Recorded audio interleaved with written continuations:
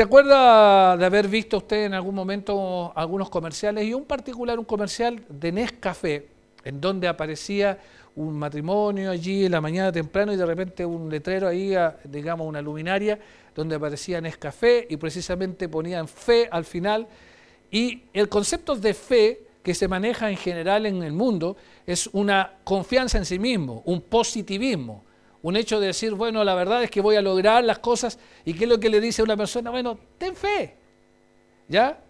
¿No es cierto que a nosotros mismos nos surge eso cuando ve a una persona desanimada, saliendo de un conflicto, de una situación? Uno le dice, ten fe.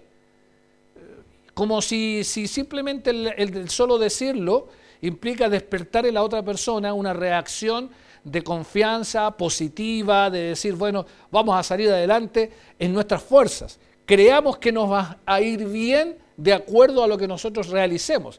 Ese es el concepto de tener fe en el mundo. Ahora quiero llevarles al libro ahí de Judas, el versículo 3, para entender cómo define la Escritura en el pueblo de Dios el concepto de fe. Dice Judas 3. Amados, por la gran solicitud que tenía de escribiros acerca de nuestra común salvación, me ha sido necesario escribiros exhortándoos que contendáis ardientemente por la fe que ha sido una vez dada a los santos. Y observe allí que habla de una posesión dada o entregada. ¿Y a quiénes? Dice a los santos. Es una expresión allí que en toda la Escritura se refiere a los creyentes, a los apartados por Dios para su gloria, para servirle. Esos son los santos. Usted y yo, que hemos sido comprados por precio de sangre, somos llamados y somos declarados santos delante de Dios. Una posición de santificación, que a su vez es un proceso. Y a nosotros, dice, Dios nos ha dado una fe. Y la fe bíblica es ese conjunto de creencias y de convicciones puestas en una persona que se llama Jesucristo. Ese es el concepto de fe bíblica. No es el hecho de una confianza o de un positivismo frente a la vida, por decirlo así, nos va a ir bien, nos tiene que ir bien si ponemos nuestras fuerzas y nuestras buenas vibras, dicen algunos, todas esas expresiones. No es así. Bíblicamente la palabra fe responde al conjunto de creencias. Dentro del concepto del fruto del Espíritu, la fe toma un lugar, tiene una posesión también. Entonces, cuando hablamos de nuestra fe o de mi fe, estoy hablando de algo que he recibido, que tengo y que se va formando y se va creciendo producto del conocimiento también de la palabra de Dios. Yo no puedo decir que tengo una fe si no tengo al autor de ella, que es Jesús.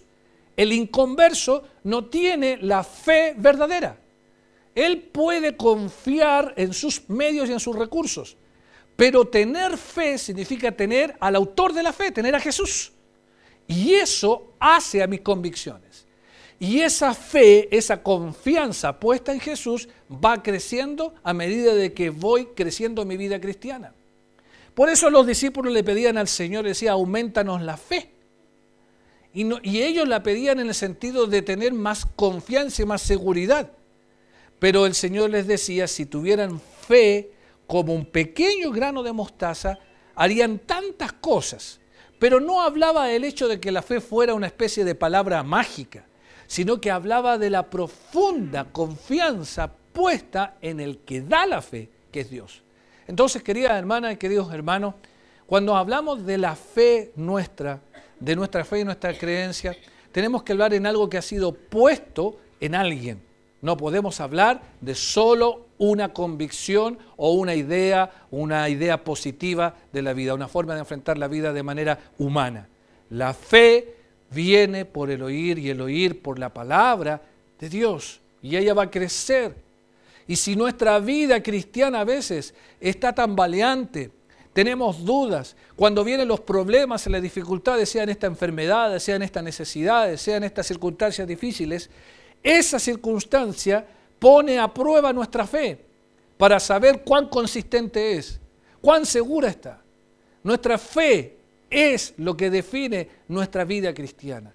La sólida fe puesta en Jesús. En esta hora yo quiero hablar algunos aspectos de ella, de nuestra fe en Dios. Y pensando en eso, quiero hablar en primer lugar de que nuestra fe tiene fundamentos. Vamos a ir en primer lugar a Hebreos 12, 1 al 3 y recordemos el primer aspecto y el fundamental. Hebreos 12, 1 al 3. Dice, por tanto nosotros, también teniendo en derredor nuestro tan grande nube de testigos, despojémonos de todo peso y del pecado que nos asedia y corramos con paciencia la carrera que tenemos por delante, puestos los ojos en ¿quién? En Jesús, el autor y consumador de la fe, el cual por el gozo puesto delante de él sufrió la cruz, menospreciando el oprobio, y se sentó a la diestra del trono de Dios. Considerad aquel que sufrió tal contradicción de pecadores contra sí mismo, para que vuestro ánimo no se canse hasta desmayar. Oremos antes de continuar con nuestro estudio, preparemos nuestro espíritu para que el Señor, por su espíritu, nos hable en esta hora. Señor, te doy las gracias por esta mañana, por esta media tarde ya, y ayúdanos a poner, Señor, de manifiesto en nuestro corazón lo que tú quieres de nosotros respecto a esta tu enseñanza. Ayuda a que nuestra confianza en esta época difícil, donde todo es cuestionado, donde nada permanece, donde las cosas son absolutamente relativas, el absoluto de la fe en Cristo Jesús nos sostenga y nos aferremos como un ancla segura. Ayuda a cada hermano y hermana presente en esta hora a comprender tu verdad como a mí también. En Jesús, amén.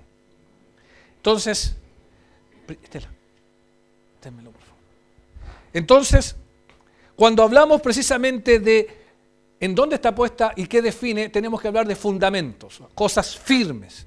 Y el primer aspecto es en la persona de Cristo, la palabra de Dios, después de haber relatado en el capítulo 11 esta galería de hombres de fe que pusieron precisamente su mirada en las promesas y en la palabra de Dios respecto a lo que iba a suceder con ellos, abre el capítulo 12 diciendo, ante este tribunal, ante esta cantidad de testigos, entonces ahora fíjate en poner una conducta en tu vida que te dirija a quien es la persona fundamental en tu fe, Jesús. Con su muerte y su posterior resurrección y su ascensión y su promesa de su segunda venida, Jesucristo establece la base y el fundamento de nuestra fe. Los apóstoles van diciendo de que Él es la piedra fundamental y la enseñanza apostólica es la piedra fundamental de nuestra creencia. No son nuestras experiencias, sino es la persona de Jesús. Lo que Él hizo en la cruz, lo que Él validó en esa cruz, lo que Él pagó en esa cruz, hace posible que Él sea llamado el autor y consumador. Quiere decir que nada fuera de lo que Él enseñó y nada fuera de lo que Él vivió y experimentó puede ser nuestro referente para nuestra vida. No puede ser lo que dijo Confucio, lo que dijo Mahoma, lo que dice la carta astral, lo que dicen diferentes personas. No puede ser nuestra vía de dirección.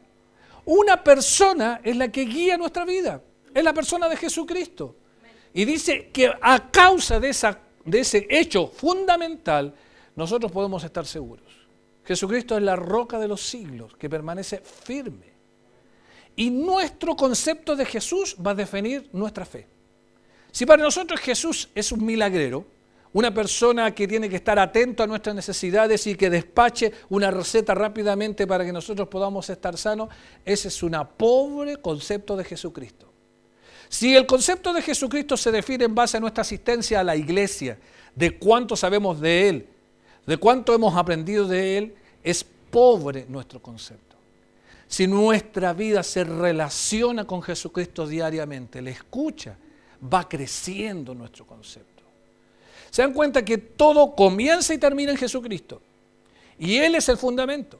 Por eso si yo saco a Jesús y saco sus enseñanzas de mi vida, o tomo lo que me gusta y desecho lo que no me gusta, entonces no estoy construyendo sobre una roca firme. Y mi fe se hace débil. En estos días vimos cómo el mar es capaz de arrasar con una fuerza todo lo que está es construido o hecho justo cerca de la arena. ¿Vio moverse una roca? ¿Vio que se trasladó alguna de las rocas que estaban en la orilla de un lado a otro? ¿Supo de alguna de ellas que se movió? No. Y no importa cuán fuertes sean las presiones en el día de hoy para cuestionar nuestra fe, si nuestra fe está puesta en la persona adecuada, no nos vamos a mover. Nada nos va a mover. Mi pregunta es, ante todas las cambiantes cosas y situaciones, decisiones que los gobiernos están tomando, que el mundo está tomando, ¿usted está variando su concepto? ¿Está coqueteando, amoldando, acomodando su manera de pensar, su manera de creer? Bueno, si nos alejamos de lo que es la persona de Jesucristo, indudablemente que sí. Van a empezar a haber variantes y variaciones. Mi fe no va a ser la sólida que debía ser. Y cualquier circunstancia me va a tumbar. Por eso el escritor de Hebreos enfatiza, el fundamento principal es la persona de Jesucristo. Él estableció su iglesia, Él es la cabeza de la iglesia, Él da las normas. Y mi relación con Jesús define la consistencia de mi fe. No mi religión, no soy bautista más que ser seguidor de Cristo, ni Asamblea de Dios, metodista, ni pentecostal, ni menos católico, ni musulmán, ni ninguna religión, ningún concepto humano, ni denominacional. Mi vida se define en base a mi relación con Jesucristo y no hay otro punto de referencia, no puede haber otro punto de referencia. Por eso, si Él es el autor y consumador de la fe, dentro del margen de su persona se define mi vida y mi creencia. ¿Qué es lo que piensa de Jesús? ¿Qué opinión tiene de Él? En el Evangelio de Juan muchos hablaban de Él como que era Juan el Bautista, como que era un profeta, y Pedro levanta esa sentencia y dice, tú eres el Cristo, el Hijo del Dios viviente. Eres Dios aquí, viviendo en carne este tiempo y teniendo relación conmigo. Y eso es lo que quiere Cristo. Él lo espera de mí. Principal hecho. Lo segundo, los principios de la palabra. Vamos ahí, 2 Timoteo 2:19. Y aquí hay dos principios importantes que la palabra de Dios pone respecto a que nuestra fe esté segura. Por favor, ¿alguien me puede ayudar a leerlo? 2 Timoteo 2:19. Por favor, póngase de pie y lo lee para todos nosotros fuerte, por favor. Hermana Alicia. Pero el fundamento de Dios está firme, teniendo este sello. Conoce el Señor a los que son suyos y apártese de iniquidad todo aquel que invoca el nombre de Cristo. Gracias. ¿Sabe que pensando en este versículo uno encuentra una declaración tremenda? Un concepto muy profundo que a veces lo pasamos por alto. El apóstol Pablo le está diciendo a Timoteo, tratando de dejar la herencia espiritual firme que necesitaba él precisamente para continuar el ministerio, le dice, mira, aquí hay un hecho fundamental. El fundamento de Dios, ¿ya? Está, dice ahí la Escritura, firme, teniendo un sello. ¿Recuerdan que los sellos en la antigüedad eran medios que garantizaban propiedad, por un lado, es decir, aquello que tenía un sello puesto significaba que pertenecía al nombre de ese sello, implicaba seguridad, implicaba protección, pero también implicaba garantía. Si alguien colocaba un sello era como una firma que significaba que iba a cumplir lo que estaba diciéndose en ese documento. Pongo mi sello, y así tenía que hacer. Los reyes en la antigüedad ponían allí su anillo con un timbre, era un sello, y dice, y leemos ahí en Daniel y en otros pasajes, que no podía ser abrogado ni por el mismo rey una vez puesto. Y Dios está diciendo aquí que aquí hay un sello fundamental, hay algo principal que debe ser base de la fe de los cristianos. Número uno, una relación firme. Una relación firme. Mire lo que decía ese versículo. Teniendo este sello. Primero, conoce el Señor a los que son suyos. Conoce el Señor a los que son suyos. ¿Sabe? A Dios, a Cristo, no le podemos ir a decir, yo soy hijo tuyo, porque Él sabe ya.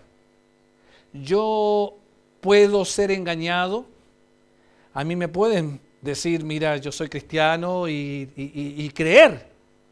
No tengo por qué dudar de eso. Pero el Señor no. El Señor conoce perfectamente quiénes son los de su familia. Es más, lo conoce por su nombre. Conoce a cada estrella por su nombre, no va a conocer a nosotros. El Señor Jesucristo, ¿recuerdan ahí en Juan capítulo 10 cuando hablaba, dice, mis ovejas, ¿qué dice? Oye mi voz y yo las conozco y me siguen. Quiere decir de que a Dios no le podemos engañar si decimos que somos cristianos o si tenemos una relación con Él. El que la tiene y la demuestra. Y Dios se complace en hacer, en responder, en mantener, en dar toda la vida que Él ofrece a quienes son sus hijos, a quienes son suyos, que son su propiedad. El hecho de saber que Dios nos conoce demanda responsabilidad, ¿no es cierto? Porque claro, nos satisface saber que Él nos reconoce como sus hijos. Pero también cuidado, porque lo que hacemos, lo que decimos y lo que creemos también nos hace responsables. A Dios no lo podemos engañar. En la iglesia, entre los hermanos, en nuestra familia, podemos mostrar caretas, pero Dios no. ¿Qué le dijo, se acuerdan ustedes, Dios al profeta Samuel cuando estaba eligiendo rey? ¿Se acuerdan ustedes? Él vio a todos los hermanos de David y Dios le dice, pero no te guíes por las apariencias, porque yo no veo, dijo Dios, lo que está delante del hombre, porque el hombre mira lo que está delante de él, pero dice Dios, mira él el corazón. Y sabe que me encanta saber eso, porque a veces yo no puedo justificarme más cuando soy a veces quizás injustamente culpado por algo, aún dentro de mis hermanos, pero Dios sí conoce. Dios conoce las intenciones de mi corazón. Quizás muchas veces nosotros nos deshacemos en explicaciones, no puedo, no he podido estar, y a veces no se puede estar. No en todas las veces podemos estar. Pero Dios conoce el corazón y sabe que a veces no hay fuerza, pero uno quisiera estar, porque es el corazón a lo que Dios le importa, la intención. De hecho dice de que Él va a juzgar, cuando llegue su momento dice, las intenciones del corazón. ¿Ya? Porque muchos van a decir, y ahí leemos en Mateo capítulo 25, que van a decir, Señor, en tu nombre hicimos esto, en tu nombre hicimos esto, otro. ¿Y qué va a decir el Señor? ¿Qué dice? No os conozco. No os conozco. ¿Sabe que es importante ser conocido por Dios? Es decir, que Él sepa bien lo que yo soy y lo que hago. Eso define mi fe. Si yo tengo una relación firme, eso define mi fe. Pero fíjese en segundo lugar, los principios de la palabra. Una firme relación y en segundo lugar, una firme resolución. Eso debe determinar en mí algo. ¿Y qué dice allí el escritor? Dice Pablo, y apártese de iniquidad todo aquel que invoca el nombre de Cristo.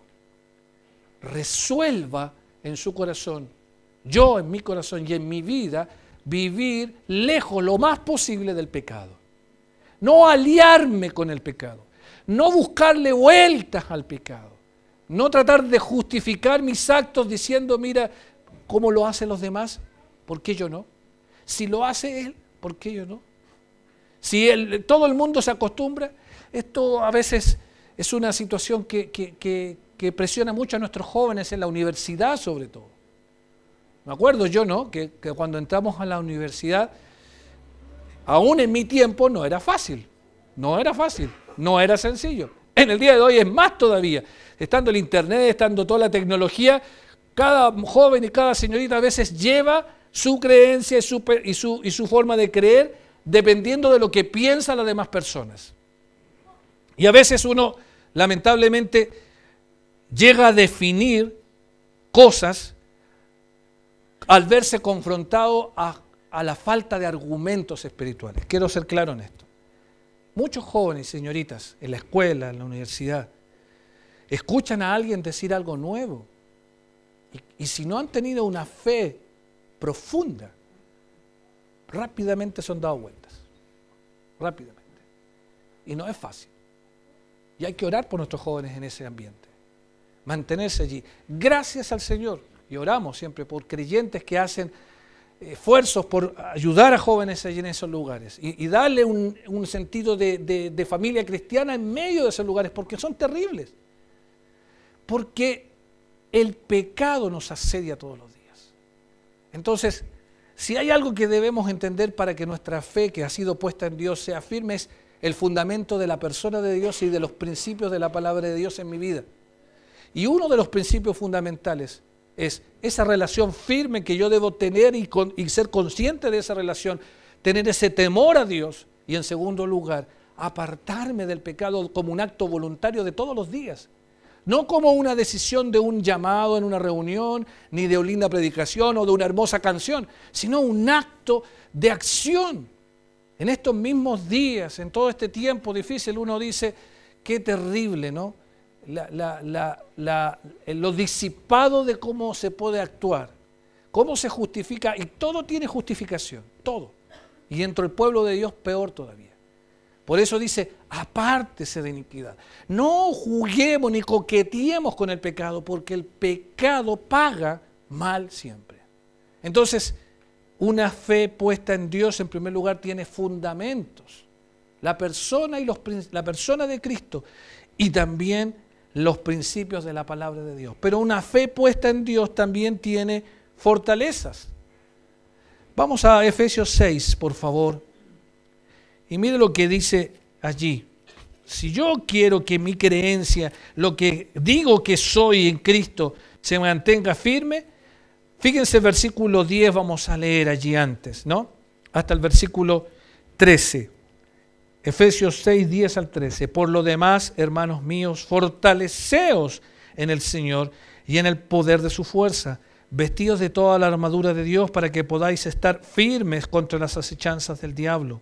Porque no tenemos lucha contra sangre y carne, sino contra principados, contra potestades, contra los gobernadores de las tinieblas de este siglo, contra huestes espirituales de maldad en las regiones celestes. Por tanto, tomad toda la armadura de Dios, para que podáis resistir en el día malo, y habiendo acabado todo, estar firmes. Defendemos una fe, creemos y tenemos una fe puesta en Dios, pero todos los días esa fe es puesta en lucha, es puesta en crisis, es atacada de una u otra forma. Y es sutil a veces el engaño, el ataque, como también a veces es abierto.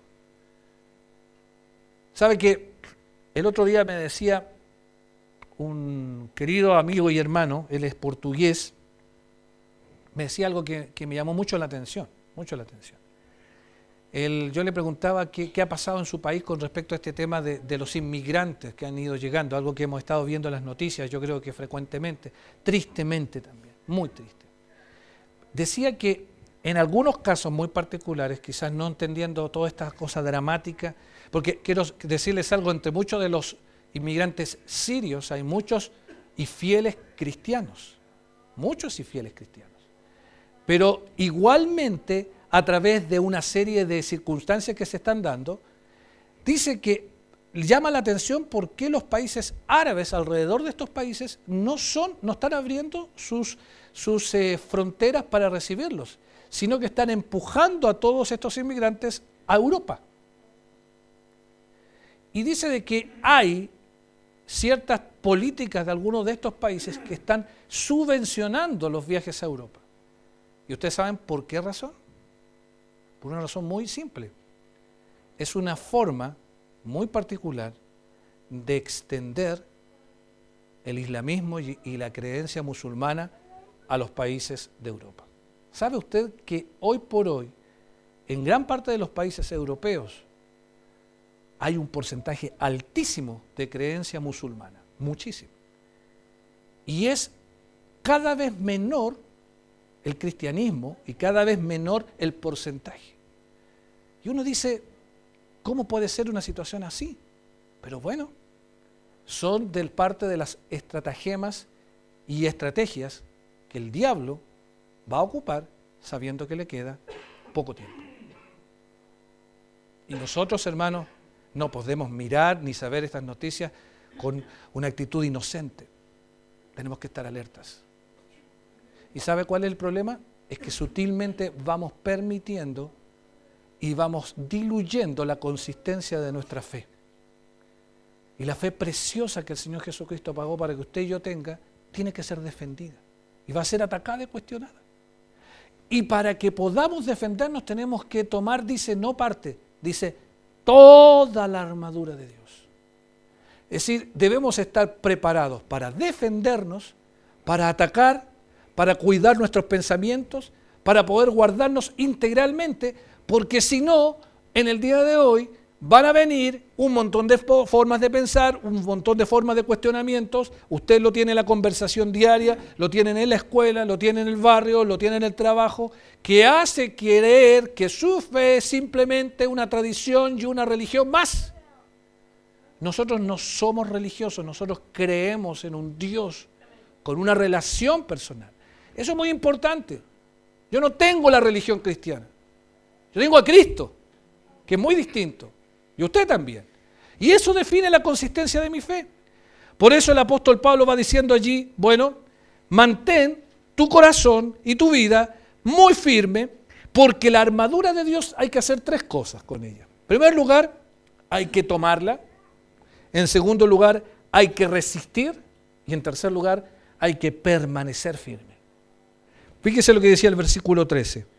Tomad toda la armadura de Dios, para que podáis resistir en el día malo. Y habiendo acabado todo, quedar firmes allí. No tirar para atrás. No somos de los que retroceden, sino los que se mantienen. Que podamos ser muchos más los que quedemos allí. Fueron solo 3 jóvenes que se mantuvieron de pie cuando todos decían hay que adorar a la estatua de Nabucodonosor allí, en Babilonia. 3 se mantuvieron de pie. Los 3 se metieron al horno de fuego. Y aún en el horno de fuego, el Señor estaba con ellos. Queridos hermanos y queridos hermanos, nunca los cristianos vamos a ser mayoría. Jamás. Jamás. Siempre el Señor va a tomar a algunos pocos. Y aún dentro de esta asamblea en esta mañana, aquí, de este grupo de creyentes, aún son pocos. Como lo hizo Gedeón. Eran más de 32.000 y solo 300 fueron a la batalla. Lo terrible es que ¿sabe lo que define eso? La consistencia de mi fe.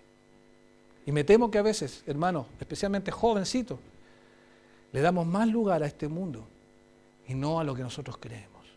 Y no a lo que nosotros creemos.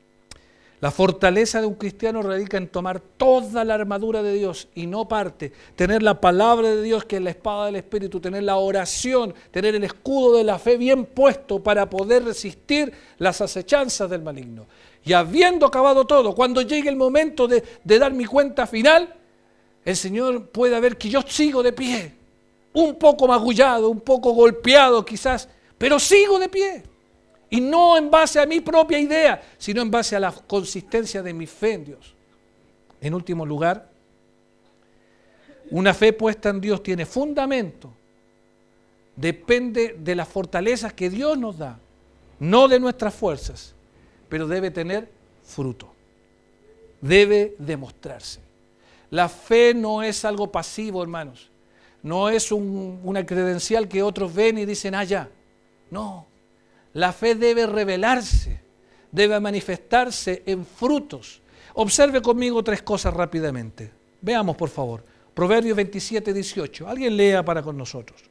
Otro ya busque Jeremías 17, 7 y 8. Y finalmente otro Juan 15, 5, 8 y 16. ¿Quién lee Proverbios 27, 18, por favor? ¿Qué dice? ¿Alguien me puede ayudar a leer? No me miren a la cara, léanlo. Vamos, Marcelita. Después Jacob el otro versículo.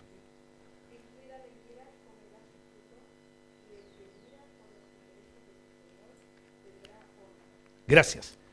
¿Qué versículo más clave este? Porque va diciendo, el que mira por los intereses de su Señor tendrá honra. Observe lo que dice la primera parte de ese versículo. Decía, Proverbios 27, 18, quien cuida la higuera, comerá su fruto. En otras palabras, quien pone en acción lo que sabe y lo que tiene, y lo protege, lo mantiene y lo hace crecer, disfrutará de eso. Usted quizá pone una plantita, un árbol frutal en medio del jardín y espera que el agua, el rocío de la noche y de la tierra dé. No, usted va, lo limpia, lo mantiene y va esperando. Nosotros tenemos allá un pequeño, ¿cómo se llama? Mandarino. Y le puedo decir, mi esposa lo cuidó, pero de una manera tremenda. Y después de tiempo nos dio 6 mandarinas. Eran oro. Oro es. Duraron menos que un dulce, sí. Pero fue el fruto del cuidado. Y sabe, hermana, hermano querido, si yo no cuido ni muestro el fruto de mi vida, ¿de qué sirve decir que tengo fe? Tú dices que tienes fe, demuéstralo por tus obras, por tus hechos. No basta solo con ser afiliado a una creencia o a un punto. No, la vida cristiana es una vida de frutos. Siempre digo lo siguiente, una vez escuché esta ilustración y lo he dicho varias veces. En el jardín de Dios, los árboles que Dios ha plantado son todos frutales, no hay ningún gomero. ¿Conocen los gomeros ustedes? Pueden llegar a ser árboles tremendos, con hojas, pero busque el fruto del gomero. No está. Sin embargo, el Señor plantó árboles que den fruto, porque quiere que cada cristiano no se siente en la banca y en la silla la más cómoda posible, sino que manifieste, que se note que ama al Señor, que se nota que ama a las personas. Y dice que vela por los intereses de su Señor, que administra los recursos que Dios le ha dado. Y no es como el siervo infiel, que dice ahí la Escritura que cuando el Señor llamó a cuentas, él había escondido lo que tenía. Según él conocía quién era el Señor, que era un Señor severo y firme. Pero en vez de pensar, se dejó llevar por las circunstancias. Un hombre sin fe es así. Un hombre que tiene temor a asumir riesgos en la vida. Y la vida cristiana no es un asunto de no tener problemas. Es tener los problemas, pero el Señor va en la barca junto conmigo para enfrentar los problemas. Es eso. No es no dificultades, 0 problemas. ¿Saben? Yo me extrañaría si como creyente no tengo ningún problema. Porque no estoy siendo un problema para el diablo. Un creyente que está comprometido, cuya fe es consistente, que lo que cree es lo que vive, siempre, y no buscando el problema, no lo provoco, siempre va a tenerlo, siempre va a haber conflicto. Porque si usted quiere vivir una vida santa en su trabajo, donde toman, donde hablan garabatos, donde escuchan música que realmente no edifica, usted va a tener problemas. Lo va a tener, se lo aseguro. Si tú como joven en la universidad mantienes tu creencia en que Dios creó todo, eres creacionista, no, vas a tener problemas porque todo el mundo alrededor es evolucionista. Si tú quieres vivir una vida santa y guardarte para el matrimonio y formar un hogar santo, con el ambiente en tu barrio, en tus amigos, no es así. El Facebook está lleno de logros de jóvenes y de señoritas que muestran sus logros, especialmente muchachos, diciendo, tengo tantas conquistas. Y se dice que el hombre es como tal por las conquistas que tiene. Esa es la filosofía del mundo. Sin embargo, dice, con los que de corazón limpio invocan al Señor, dice 2 Timoteo 2:22. Ese es el tipo de amistades que debemos buscar. La fe se muestra con frutos. Requiere dedicación, requiere profundidad. Jeremías 17:7-8, ¿qué dice? Bendito el varón que confía en Jehová y cuya confianza es Jehová. Amén. Porque será como el árbol plantado junto a las aguas, que junto a la corriente echará sus raíces y no verá cuando viene el calor, sino que su hoja estará verde y en el año de sequía no se fatigará ni dejará de dar fruto. Gracias. Ese concepto al final es fantástico. Cuando hay sequía, el árbol que ha hecho raíces profundas jamás le falta agua. Jamás le falta agua. Uno no puede creer a veces que en medio del desierto florecen flores o a veces hay arbustos. Pero a veces en los lugares que menos, por esta sequía que hemos tenido nosotros recientemente, uno ve como los mismos árboles buscan la vida y se profundizan en sus raíces. Y vaya a tratar de usted de botar uno de esos árboles. costar. Podrá cortar el tallo, pero no la raíz. Y se mantiene florecida, y se mantiene viva, y siempre da su fruto. Dice ahí el Salmo 1, ¿no? Que es el símil de este pasaje. Porque dice, y en todo será prosperado, su hoja se mantiene verde. ¿Sabe que da gusto estar al lado de hombres y mujeres que en su vida como fruto han hecho que su fe se profundice? No es light. ¿Saben lo que creen? ¿Saben que creen en cuanto a Dios, a Cristo, al Espíritu Santo? El otro día nosotros estuvimos con Renacidos en un colegio adventista. Y de pronto estamos predicando, hicimos las presentaciones y el profesor que nos llevó me llama a un lado. El primer día, fue en 2 días, el segundo día me llama a un lado, antes que empecemos las presentaciones me dice, por favor, mire, todo muy bien, pero quiero pedirle por favor que no hablen del infierno. ¿Por qué? Es que nosotros no creemos en el infierno. Entonces, quizás muchos no saben eso. Bueno, nosotros no tenemos un problema, hablamos de la condenación, pero uno de los personajes de la historia habla del infierno y no podíamos dejar de decirlo. Pero mi pregunta es, ¿cuánto nosotros sabemos lo que creemos? Si yo tuviera que definir mi fe, ¿tengo claro lo que creo de la Biblia? ¿Tengo claro lo que respecta a la salvación? ¿Tengo claro respecto a Dios mismo, sus atributos? ¿He profundizado un poquitito? ¿O mi vida siempre depende del devocional del día? No es, hermano, eso. Dice escudriñar las Escrituras, es meterse adentro. Es hacer que mi fe sea mucho más eso. Ahora, peligroso es meterse más y no vivir de acuerdo a esa profundidad. Y eso es lo más terrible. Saber mucho, conocer mucho, pero no vivir, no dar fruto. El árbol que se mantiene con raíces profundas tiene que dar un fruto permanente. Y en último lugar, Juan 15, versos 5, 8 y 16. ¿Qué dice, por favor? ¿Qué me puede ayudar en la lectura? Juan 15, 5, 8 y 16.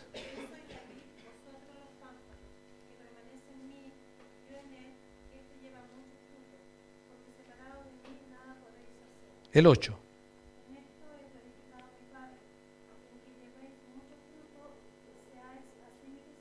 ¿Y el 16?